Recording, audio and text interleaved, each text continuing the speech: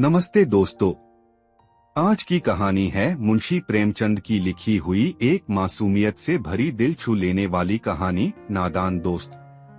ये कहानी है दो बच्चों की जिनका प्यार एक चिड़िया के अंडों से ऐसा जुड़ जाता है कि वे उसे अपने दोस्तों की तरह समझने लगते हैं। लेकिन उनकी नादानी कैसे एक मासूम त्रासदी में बदल जाती है, यही है इस कहानी का दिल। चलिए शुरू करते हैं। केशव के घर कार्निस के ऊपर एक चिड़िया ने अंडे दिए थे। केशव और उसकी बहन श्यामा दोनों बड़े ध्यान से चिड़िया को वहां आते जाते देखा करते। सवेरे दोनों आंखें मलते कार्निस के सामने पहुंच जाते और चिड़िया दोनों को वहां बैठा पाते। उनको देखने में दोनों बच्चों को न मालूम क्या मजा मिलता, दूध और जलेबी की सुध भी न रहती थी। दोनों के दिल में तरह तरह के सवाल उठते। अंडे कितने बड़े होंगे, किस रंग के होंगे, कितने होंगे, क्या खाते होंगे, उनमें से बच्चे किस तरह निकल आएंगे, बच्चों के पर कैसे निकलेंगे, घोंसला कैसा है। लेकिन इन बातों का जवाब देने वाला कोई नहीं। न अम्मा को घर के काम धंधों से फुर्सत थी, न बाबूजी को पढ़ने लिखने से। दोनों बच्चे आपस ही में सवाल जवाब करके अपने दिल को तसल्ली दे लिया करते थे। श्यामा कहती, क्यों भैया, बच्चे निकलकर फुर्र से उड़ जाएंगे। केशव विद्वानों जैसे गर्व से कहता, नहीं री पगली, पहले पर निकलेंगे, बगैर परों के बेचारे कैसे उड़ेंगे। श्यामा, बच्चों को क्या खिलाएगी बेचारी। केशव इस पेचीदा सवाल का जवाब कुछ न दे सकता था। इस तरह 3-4 दिन गुजर गए। दोनों बच्चों की जिज्ञासा दिन दिन बढ़ती जाती थी। अंडों को देखने के लिए वे अधीर हो उठते थे। उन्होंने अनुमान लगाया कि अब जरूर बच्चे निकल आए होंगे। बच्चों के चारे का सवाल अब उनके सामने आ खड़ा हुआ। चिड़िया बेचारी इतना दाना कहाँ पाएगी कि सारे बच्चों का पेट भरे। गरीब बच्चे भूख के मारे चूं चूं करके मर जाएंगे। इस मुसीबत का अंदाजा करके दोनों घबरा उठे। दोनों ने फैसला किया कि कार्निस पर थोड़ा सा दाना रख दिया जाए। श्यामा खुश होकर बोली, तब तो चिड़ियों को चारे के लिए कहीं उड़कर न जाना पड़ेगा न। केशव, नहीं, तब क्यों जाएंगी। श्यामा, क्यों भैया, बच्चों को धूप न लगती होगी। केशव का ध्यान इस तकलीफ की तरफ न गया था। बोला, जरूर तकलीफ हो रही होगी, बेचारे प्यास के मारे तड़पते होंगे, ऊपर छाया भी तो कोई नहीं। आखिर यही फैसला हुआ कि घोंसले के ऊपर कपड़े की छत बना देनी चाहिए। पानी की प्याली और थोड़े से चावल रख देने का प्रस्ताव भी स्वीकृत हो गया। दोनों बच्चे बड़े चाव से काम करने लगे। श्यामा माँ की आंख बचाकर मटके से चावल निकाल लाई। केशव ने पत्थर की प्याली का तेल चुपके से जमीन पर गिरा दिया और उसे खूब साफ करके उसमें पानी भरा। अब चांदनी के लिए कपड़ा कहाँ से आए। फिर ऊपर बगैर छड़ियों के कपड़ा ठहरेगा कैसे और छड़ियाँ खड़ी होगी कैसे। केशव बड़ी देर तक इसी उधेड़बुन में रहा। आखिरकार उसने यह मुश्किल भी हल कर दी। श्यामा से बोला, जाकर कूड़ा फेंकने वाली टोकरी उठा लाओ। अम्मा जी को मत दिखाना। श्यामा, वह तो बीच से फटी हुई है, उसमें से धूप न जाएगी। केशव ने झुंझलाकर कहा, तू टोकरी तो ला, मैं उसका सुराख बंद करने की कोई हिकमत निकालूंगा। श्यामा दौड़कर टोकरी उठा लाई। केशव ने उसके सुराख में थोड़ा सा कागज ठूंस दिया और तब टोकरी को एक टहनी से टिकाकर बोला, देख, ऐसे ही घोंसले पर उसकी आड़ कर दूंगा, तब कैसे धूप जाएगी। श्यामा ने दिल में सोचा, भैया कितने चालाक हैं। गर्मी के दिन थे, बाबूजी दफ्तर गए हुए थे। अम्मा दोनों बच्चों को कमरे में सुलाकर खुद सो गई थीं। लेकिन बच्चों की आंखों में आज नींद कहाँ। अम्मा जी को बहलाने के लिए दोनों दम रोके, आंखें बंद किए, मौके का इंतजार कर रहे थे। जो ही मालूम हुआ कि अम्मा जी अच्छी तरह से सो गई, दोनों चुपके से उठे और बहुत धीरे से दरवाजे को सिटकनी खोलकर बाहर निकल आए। अंडों की हिफाजत की तैयारियां होने लगीं। केशव कमरे से एक स्टूल उठा लाया, लेकिन जब उससे काम न चला तो नहाने की चौकी लाकर स्टूल के नीचे रखी और डरते डरते स्टूल पर चढ़ा। श्यामा दोनों हाथों से स्टूल पकड़े हुए थी। स्टूल चारों टांगे बराबर न होने के कारण जिस तरफ ज्यादा दबाव पाता था जरा सा हिल जाता था। उस वक्त केशव को कितनी तकलीफ उठानी पड़ती थी यह उसी का दिल जानता था।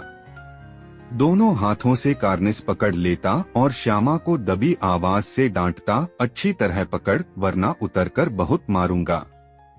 मगर बेचारी श्यामा का दिल तो ऊपर कार्निस पर था। बार बार उसका ध्यान उधर चला जाता और हाथ ढीले पड़ जाते। केशव ने ज्यों ही कार्निस पर हाथ रखा दोनों चिड़िया उड़ गई।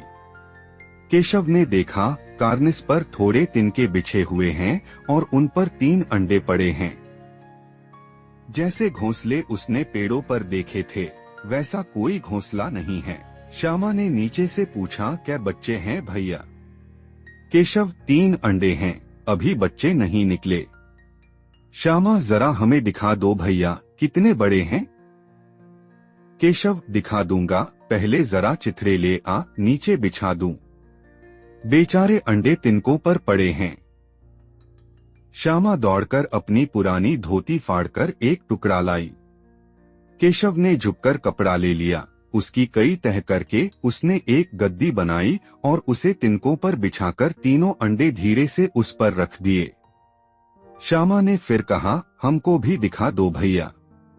केशव, दिखा दूंगा, पहले जरा वह टोकरी तो दे दो, ऊपर छाया कर दूं। श्यामा ने टोकरी नीचे से थमा दी और बोली, अब तुम उतर आओ, मैं भी तो देखूं।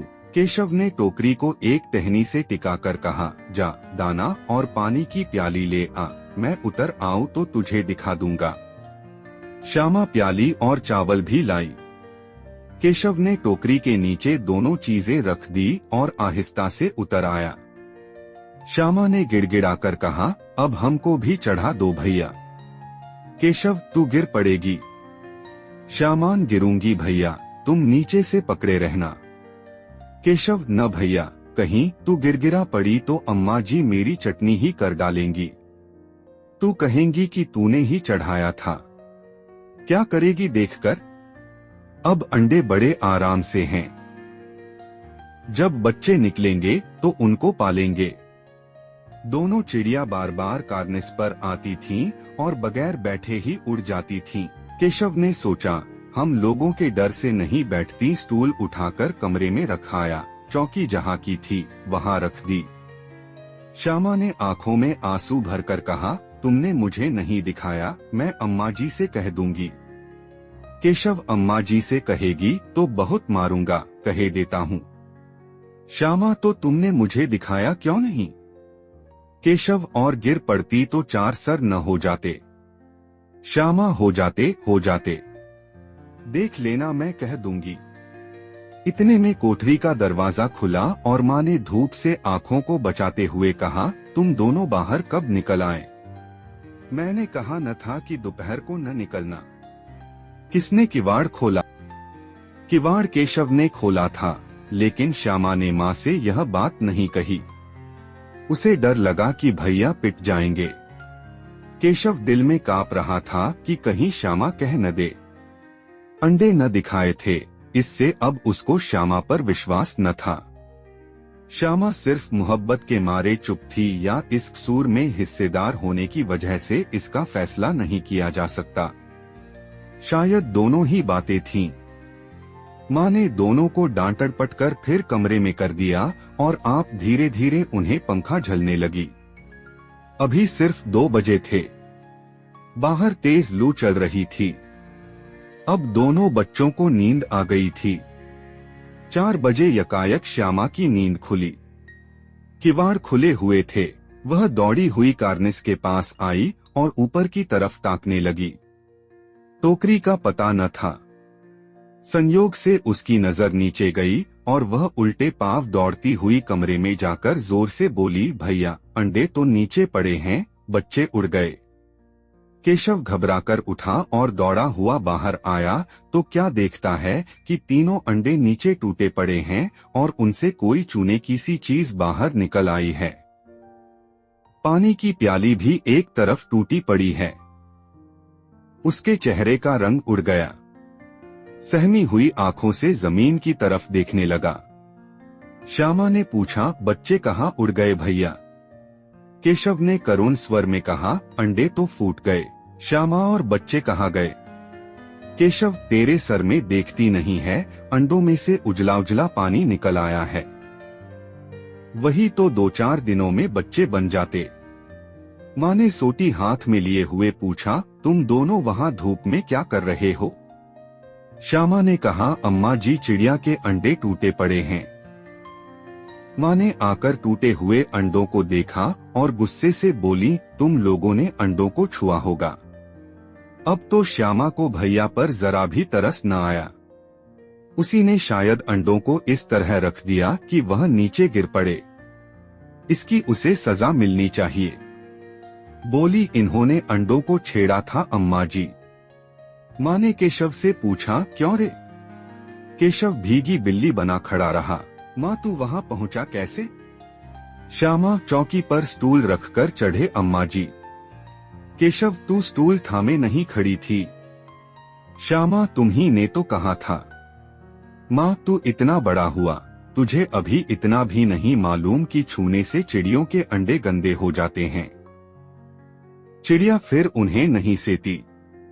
श्यामा ने डरते डरते पूछा, तो क्या चिड़िया ने अंडे गिरा दिए हैं अम्मा जी? माँ, और क्या करती?